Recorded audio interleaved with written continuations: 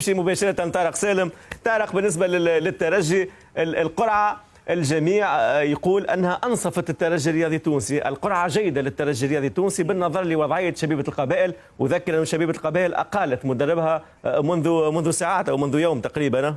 ميلود حمدي منذ ساعات حمدي أقالت المدرب باعتبار هزيمة أمام بارادو كانت هدف مقابل 0، والوضعية زادت سوءا بالنسبة لشبيبة القبائل. هيكل كي نشوفوا الفرق الأخرى، ولو أنا نعتقد أنه فنيا معناها سيمبا التنزاني يمكن يكون الحلقة الأضعف في الفرق هذه، لكن يمكن التنقل وصعوبة التنقلات معناها في إفريقيا ممكن 7 و8 ساعات على طائرة عسكرية يمكن يكلف الترجي معناها جهد، وخاصة في المباريات معناها تعرف شهر رمضان ومباريات متتالية معناتها التنقل زاد الإطار الفني واللاعبين يقرأوا له حساب كبير.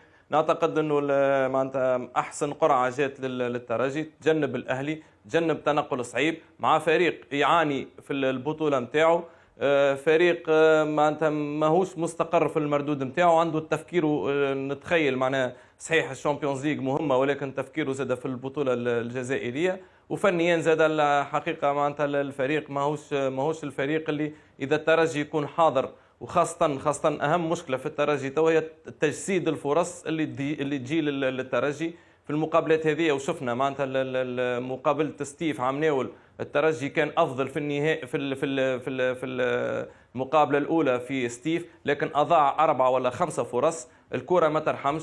في مقابلة الإياب ستيف عرف كيفاش يلعب، سجل هدف واغلق كل المنافذ، والترجي معناتها طاحت الترجي من الدور الربع النهائي.